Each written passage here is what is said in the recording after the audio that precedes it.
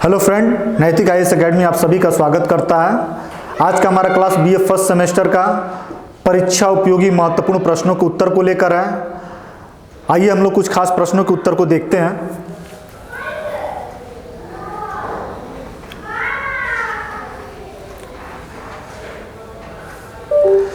संविधान द्वारा प्रदत्त नागरिकता के संबंध में संसद ने एक व्यापक नागरिकता अधिनियम बनाया। कब बनाया?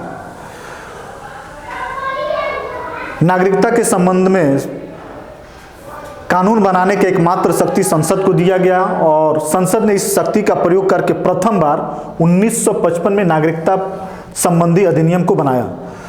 तो चूंकि पहली बार पूछ रहा है तो पहली बार 1955 में नागरिकता संबंधी प्रावधान को संसद ने बनाया।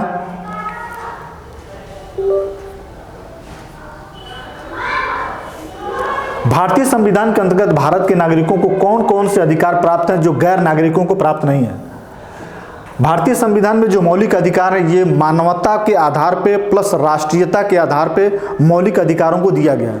मानवता के आधार पे नागरिक गैर नागरिक दोनों को दिया गया है और राष्ट्रीयता के आधार पर केवल भारतीय नागरिकों को ही मौलिक अधिकार प्राप्त है। तो ऐसे मौलिक अधिकार को देखा जाए जिन मौलिक अधिकार केवल भारतीय नागरिकों को प्राप्त है तो यह है कुछ सार्वजनिक पदों को प्राप्त करने के लिए, संसद और विधानमंडल में का सदस्य बनने के लिए, अनुच्छेद 15, 16 और 19 इनके द्वारा प्रदत्त मौलिक अधिकार भी केवल भारतीय नागरिकों को ही है। इसमें उपयुक्त सभी होगा। इसका उत्तर उपयुक्त सभी होगा।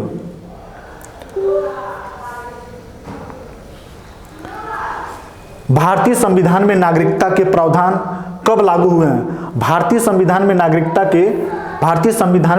के प्रावधान कब लागू हुए हैं? तो भारतीय संविधान में नागरिकता के प्रावधान जो है 1949 में लागू हैं। हमें यह पता होना चाहिए कि जब भारत आज़ाद हुआ और भारत का जो संविधान बना वह दो डेटों में लागू किया गया। पहली बार 26 नवंबर 1949 को और पूर्ण रूप से 26 जनवरी 1950 को भारत में संविधान को लागू किया गया। तो जो बहुत सेंसिटिव मुद्दे थे, चूंकि भारत और पाकिस्तान का विभाजन हुआ था और नागरिकता संबंधी प्रावधान बहुत पेचीदा था, बहुत उलझाऊ था, बहुत समस्याओं का समाधान करने वाला था, इसलिए नागरिकता संबंधी प्रावधान को सबसे पहले जैसे ही 26 नवंबर 1949 के कुछ प्रावधानों को लागू किया गया उसी समय नागरिकता संबंधी प्रावधान को भी लागू कर दिया गया। तो 1949 में पहली बार लागू किया गया इसको। निम्न में से किस स्थिति में किसी व्यक्ति को भारतीय नागरिकता से वंचित नहीं किया जा सकता है? किसी व्यक्ति को भारतीय नागरिकता से वंचित नहीं किया जा सकता है या कोई व्यक्ति ऐसी स्थिति में अपनी नागरिकता को छोड़ नहीं सकता? निर्वाचन के दौरान, आपातकाल के दौरान और युद्ध के दौरान। ये तीन कंडीशन ऐसे हैं, न तो भारत का कोई नागरिक स्वेच्छा से अपनी नागरिकता को छोड़ सकता है, ना ही कोई संस्था जो है इनसे नागरिकता छोड़ने के लिए उन्हें बाध्य कर सकती है। तो उपयुक्त इसका आंसर सभी होगा।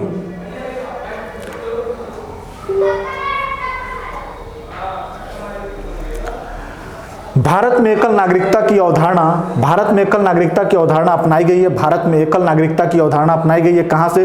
तो भारत में एकल नागरिकता की अवधारणा इंग्लैंड से अपनाई गई है। इंग्लैंड चूंकि एकात्मक शासन व्यवस्था वाला देश होने के नाते वहाँ एकल नागरिकता है, इसलिए भारत ने अपने संविधान में एकल नागरिकता के ही प्रावधान को रखा है जैसे ब्रिटेन में।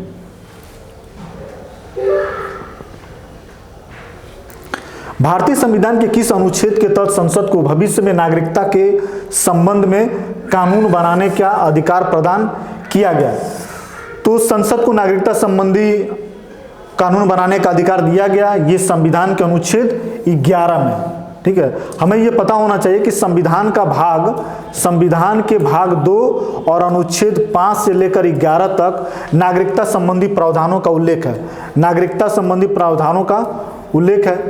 तो अनुच्छेद जो 11 है इसी में जो है संसद को यह अधिकार दिया गया है कि नागरिकता के संदर्भ में जो भी कानून बनाने हैं या भारत की नागरिकता प्राप्त करने के लिए क्या शर्तें होंगी या भारत की नागरिकता को छोड़ने के लिए क्या शर्तें होंगी, इसके संदर्भ में जो कानून बनाने की जरूरत है वह संसद बनाएगी। यह अनुच्छेद 11 में कहा गया है।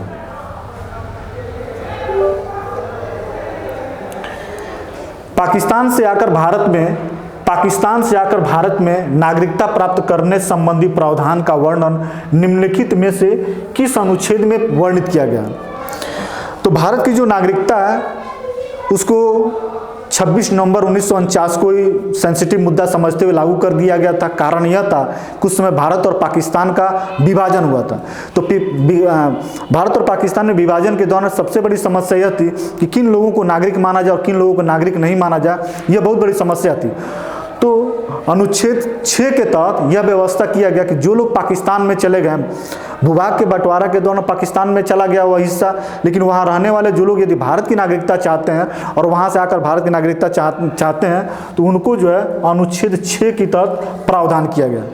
और जो लोग भारत में हैं, भारत से पाकिस्तान चले गए, फिर पाकिस्तान से पुनः भारत माना चाहते हैं, उनके लिए प्रावधान जो है 7 में किया गया। और अनुच्छेद 5 में इस बात की व्यवस्था किया गया कि भारत में कौन कौन से लोग नागरिक हैं, कौन सी क्राइटेरिया है जिसको पूरा करने वाले को भारत का नागरिक माना जाए। तो 5, 6, 7।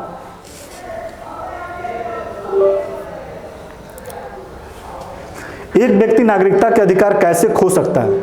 कोई एक व्यक्ति भारत की नागरिकता कैसे खो सकता है, इसका कारण क्या है? तो एक व्यक्ति दूसरे देश का नागरिक ले लेता है, तब एक व्यक्ति बहुराष्ट्रीय कंपनी में काम करता है, एक व्यक्ति राज्य के लिए कर्तव्यों का प्रदर्शन नहीं करता है, एक व्यक्ति किसी दूसरे देश में 2 महीने के लिए चला जाता है। तो एक व्यक्ति दूसरे देश की नागरिकता ले लेता है तो भारत की नागरिकता स्वतः चली जाती है। कोई भी व्यक्ति जो भारत का नागरिक है, यदि वो दूसरे देश की नागरिकता स्वेच्छा से प्राप्त कर लेता है तो जैसे ही वो दूसरे देश की नागरिकता को प्राप्त करता है वैसे ही इस देश की नागरिकता उसकी समाप्त हो जाती है। उसे समाप्त करने की कोई घोषणा की जरूरत नहीं है, बल्कि स्वतः वो क्या होता है, समाप्त हो जाता है।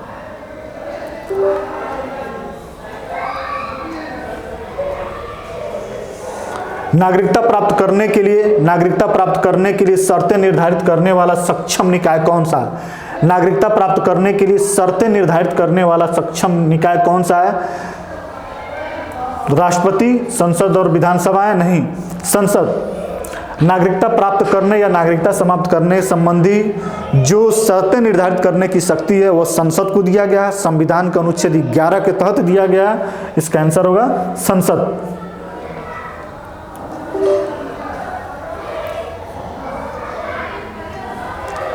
भारतीय संविधान निम्न में से कौन सी नागरिकता प्रदान करता है? भारतीय संविधान निम्न में से कौन सी नागरिकता?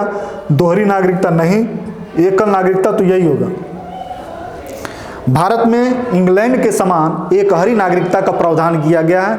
यह भारतीय राष्ट्रीयता को ध्यान में रखकर किया गया है।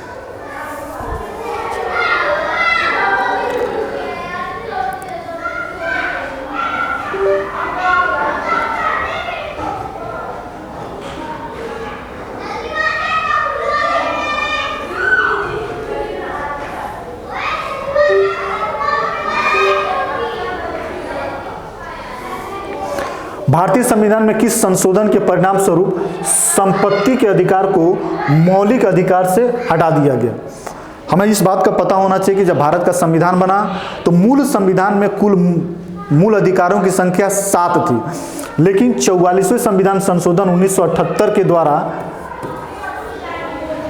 जो संपत्ति के अधिकार मिले हुए थे उन संपत्ति के अधिकार को हटा दिया गया।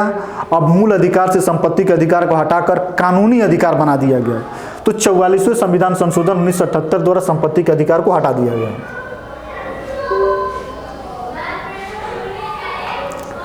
संविधान के कौन से संशोधन द्वारा संविधान में नागरिकों के मौलिक कर्तव्य जोड़े गए?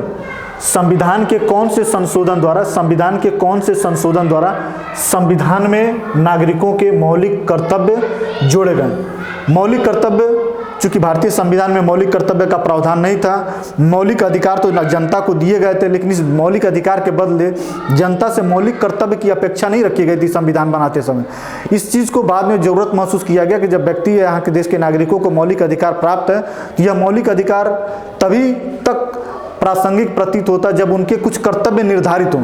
तो भारत सरकार ने 42वें संविधान संशोधन 1976 के माध्यम से यह बात तय किया कि भारतीय नागरिक को कुल 10 मौलिक कर्तव्य बताए गए। बाद में एक और मौलिक कर्तव्य जोड़ा गया है।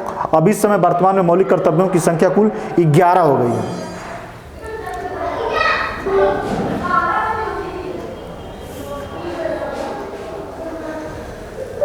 मौलिक अधिकारों का संरक्षक कौन है? मौलिक अधिकारों का संरक्षक कौन है? मौलिक अधिकार संविधान में दिया गया है, लेकिन इसको प्राप्त करने में आने वाली जो दिक्कतें हैं, जो समस्याएं हैं, चूंकि जो मौलिक अधिकार हमें प्राप्त है नागरिकों को, इसका मेन मोटिव है जो राज्य के विरुद्ध अधिकार होते वही मौलिक अधिकार का अंतर्गत आते हैं। नागरिकों को अपनी आज़ादी की खोने का ज़्यादा डर राज्य के शासन शक्ति से होता है, तो जो मौलिक अधिकार मिले हो तो राज्य के विरुद्ध ही मिले होते हैं। अब इन अधिकारों का हनन राज्य न कर पाए, इसके लिए व्यवस्था किया गया है कि इनका संरक्षक कौन हो, तो सर्वोच्च न्यायालय की दिया गया। सर्वोच्च न्यायालय मौलिक अधिकारों का संरक्षण करेगा।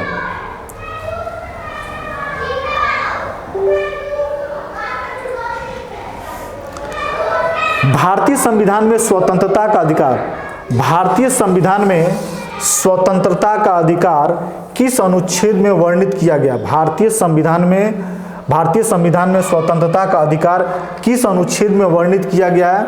तो भारतीय संविधान में स्वतंत्रता का अधिकार अनुच्छेद 19 में। अनुच्छेद 19 एक ऐसा प्रावधान है, संविधान का ऐसा अनुच्छेद है जिसमें 6 प्रकार की स्वतंत्रता का चर्चा किया गया है, जिसमें विचार अभिव्यक्ति की स्वतंत्रता, संगठन, सम्मेलन, बाहर घूमने की आज़ादी, कहीं व्यापार और व्यवसाय करने की आज़ादी, तमाम तरह की स्वतंत्रताओं का उल्लेख किया गया। यह अनुच्छेद 19 है और यह अनुच्छेद 19 एक ऐसा स्वतंत्रता है जो केवल भारतीय नागरिकों को ही प्राप्त है, बल्कि यह गैर नागरिक या विदेशी व्यक्तियों को प्राप्त नहीं है।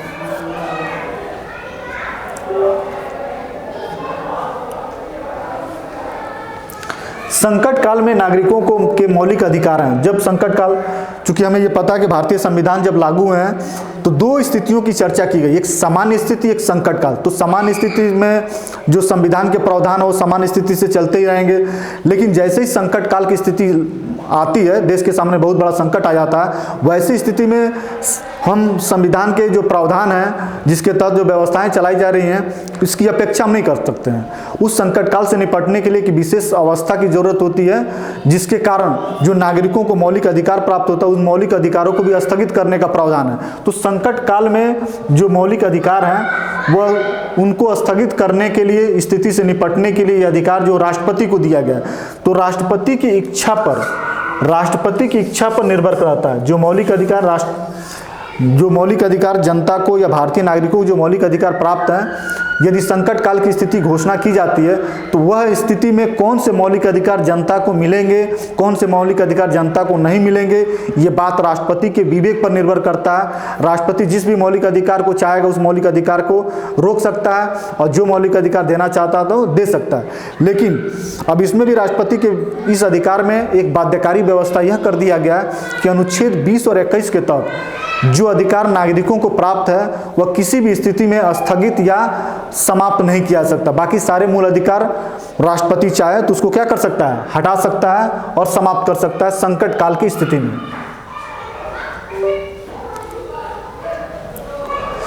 संविधान के कौन से भाग में नीति निर्देशक तत्वों का वर्णन है? संविधान के कौन से भाग में नीति निर्देशक तत्वों का वर्णन है? तो संविधान के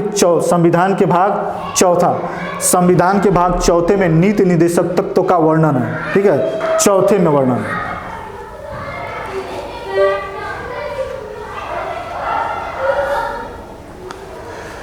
कौन से देश के संविधान से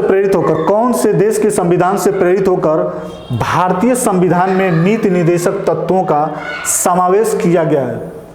कौन से देश के संविधान से प्रेरित होकर भारतीय संविधान में नीति निर्देशक तत्वों का वर्णन किया गया? तो भारत का जो संविधान बनाया गया तो भारत के संविधान में बहुत सारे देशों के प्रावधानों को अपनाया गया, इसीलिए भारतीय संविधान को उधार का थैला भी कहा जाता है कमेंट के रूप में। तो ये जो नीति निर्देशक तत्व हैं ये आयरलैंड के संविधान से भारत के संविधान में जोड़े गए हैं। नीति निर्देशक तत्व का जो प्रावधान है वह आयरलैंड के संविधान से लिया गया प्रावधान है।